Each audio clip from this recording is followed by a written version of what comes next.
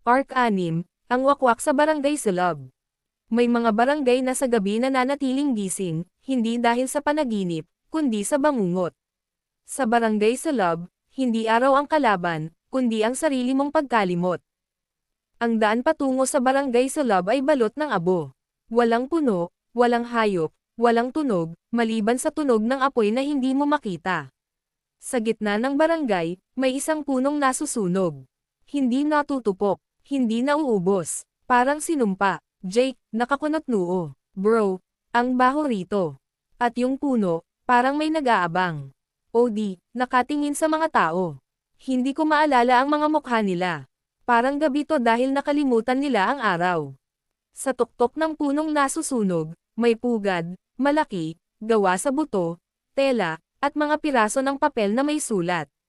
Sa bawat ihip ng hangin, may tunog ng pagdaing. Biglang lumipad ang isang nilalang, pakpak na parang tela ng bangkay, mata na pula, kuko na tila panghukay. Jake, napaatras. Bro, yan na yung wakwak. Hindi to kwento lang. Hawak ang pendant. Hindi tayo ang hinahanap niya. Pero baka tayo ang kailangan niyang maalala. Wakwak, mula sa itaas. Sinong mga alam na hindi malilimot ang dumarating sa aking bayan? Ang mga tao sa Barangay Sulab ay hindi nagsasalita. Sa gabi, lumalabas sila mula sa mga bahay na gawa sa abo at alaala. Bitbit nila ang mga larawan, sulat, at pangalan, at sinusunog nila ito sa paanan ng puno. Hindi sila umiiyak, hindi sila tumitingin. Parang ritual. Jake, bulong sa akin.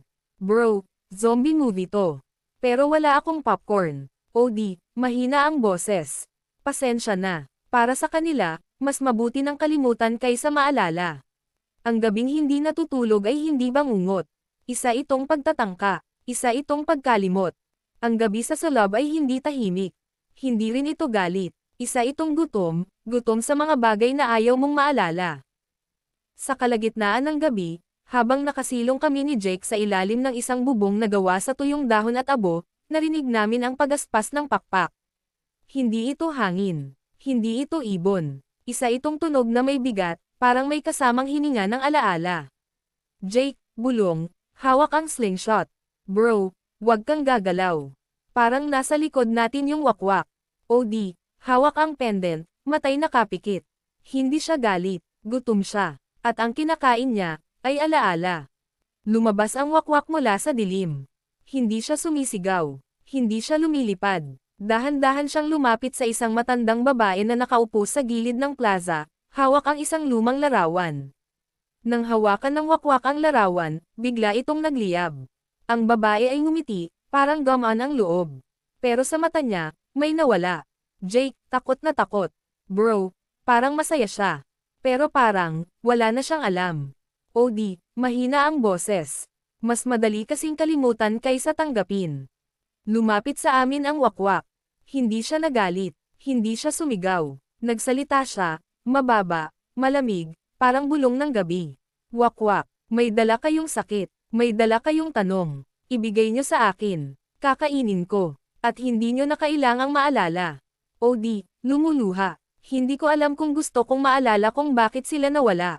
Pero alam kong hindi ko dapat kalimutan. Wakwak, ang alaala ay pabigat. Ang paglimot ay kalayaan. Jake, lumapit. Hawak ang panyo mula sa alingawngaw. Pero ang alaala rin ang dahilan kung bakit kami nandito. Kung bakit kami lumalaban. Inilabas ni ang ugat mula sa alingawngaw, pinahiran ng langis ng pagbitaw. Sa gitna ng gabi, nagliwanag ito, hindi maliwanag, pero totoo. Ang wakwak ay umurong. Hindi dahil sa takot, kundi dahil sa alaala. Wakwak, hindi lahat ng alaala ay dapat kainin.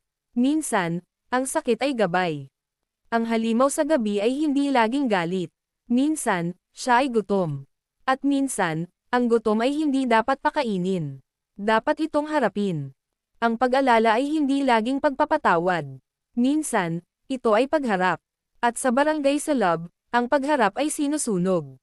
Sa gitna ng gabi, lumapit si Lola Sabel, isa sa mga tahim. Tahimik na tagapangalaga ng Barangay Sulab. Sa kanyang kamay, may hawak siyang sisidlan ng abo, at isang piraso ng tela na may burden ng salitang, tanda. Lola Sabel, Kung gusto mong makuha ang piraso ng kasunduan, kailangan mong alalahanin. Hindi ang kwento, kundi ang sakit. Jake, nag-aalangan. Bro, sigurado ka ba rito?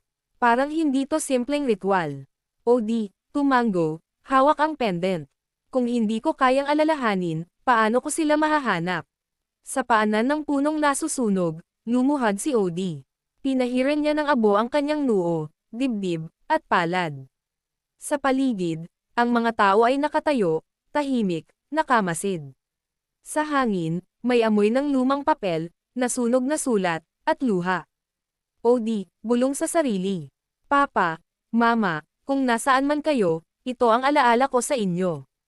Hindi buo, hindi malinaw, pero totoo. Sa gitna ng ritual, lumitaw ang wakwak. Hindi siya lumipad, hindi siya sumigaw. Tumayo lang siya sa tuktok ng puno, nakamasid. Sa kanyang mata, may apoy. Sa kanyang pakpak, may mga larawan, mga alaala ng mga taong nakalimot. Wakwak, ang alaala mo ay hindi sapat. Ibigay mo ang sakit, ibigay mo ang galit, ibigay mo ang tanong. O di, lumuluha, galit ako, dahil iniwan niyo ako, dahil hindi niyo ako sinundo, dahil hindi ko alam kung buhay pa kayo. Wakwak, ngayon, totoo ka na. Mula sa puno, bumagsak ang isang balahibo, itim, mahaba, at may ukit ng salitang, tanda. Kinuha ito ni Odie, pinahiran ng langis ng pagbitaw, at inilagay sa sisidlan ng pendant. Jake, nakangiti, may luha sa mata. Bro, hindi mo sila nakalimutan. Kahit masakit, Odie, mahina ang boses. At hindi ko sila papakain sa gabi. Ang alaala ay hindi laging liwanag. Minsan, ito ay apoy. Pero kung kayang harapin, kayang paghilumin. Ang katahimikan ay hindi palaging kapayapaan. Minsan, ito ay buntong hininga ng isang alaala na ayaw nang magsalita. Matapos ang ritual sa ilalim ng punong nasusunog, tila hamupa ang apoy. Hindi na ito sumisigaw. Hindi na ito nagliliyab. Parang napagod. Parang natulog. Ang mga tao sa barangay Sulab ay muling lumabas, hindi para magsunog, kundi para magdasal. Jake, nakaupo sa tabi ko. Bro, parang ibang lugar na to. Tahimik, pero parang may kulang. Odie, nakatingin sa langit. Baka yung kulang, ay yung sigaw na hindi na kailangang marinig. Sa gitna ng gabi, habang nakahiga kami sa ilalim ng bubong na gawa sa abo, nagising ako sa isang panaginip. Nasa isang silid ako, walang pinto, walang bintana. Sa gitna, may isang bata. Ako. Pero mas bata, mas takot. Bata Odie, kung hindi mo na ako maalala, sino ka na? Odie, lumuluha. Ikaw ang alaala ko. Ikaw ang tanong ko. At kung hindi kita maalala, mawawala ako. Sa panaginip, lumitaw ang wakwak. Hindi siya halimaw. Hindi siya hayop. Isa siyang anino, ng galit, ng takot, ng pagkalimot. Sa kanyang mata, may larawan ng mga taong nawala. Sa kanyang pakpak, may sulat na hindi natapos. Wakwak, ang gabi ay natutulog, pero ang panaginip ay hindi. At sa panaginip, ako ang tanong na ayaw mong sagutin. Odie, tumayo, hawak ang pendant. Hindi kita kalaban. Ikaw ang bahagi ng alaala. At kung kaya kitang tanggapin, kaya kong magpatuloy. Nagising ako sa gitna ng gabi. Tahimik ang paligid. Si Jake ay tulog, nakangiti. Sa tabi ko, may isang balahibo, itim, mahaba, at may bagong ukit, panaginip. Odie, bulong sa sarili. Hindi lahat ng panaginip ay takot.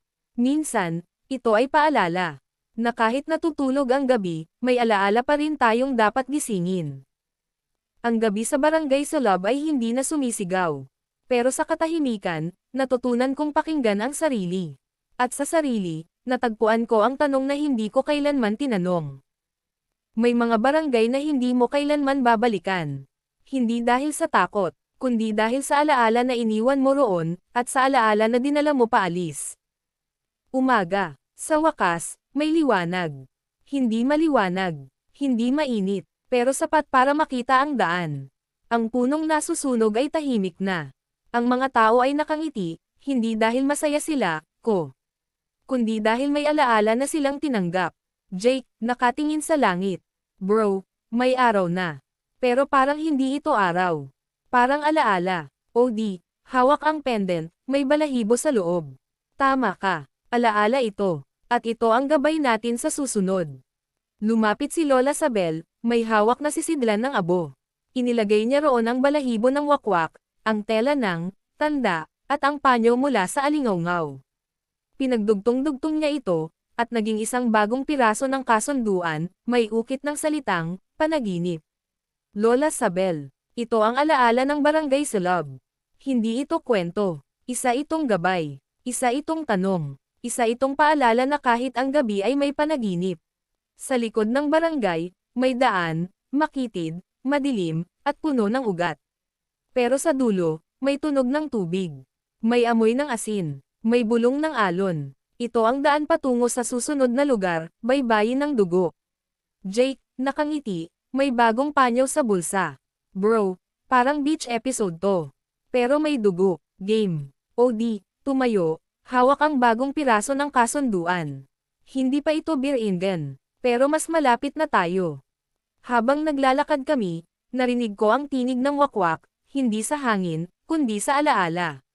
Wakwak, kung ang alaala ay panaginip, handa ka bang gisingin ang sakit? O di, mahina ang boses. Oo, dahil ang sakit ay bahagi ng pag-uwi. Ang Barangay Sulab ay hindi lugar ng takot. Isa itong lugar ng alaala. At sa alaala, natutunan kong hindi lahat ng gabi ay dapat kalimutan. Minsan, kailangan mong dumaan sa dilim para makita ang liwanag.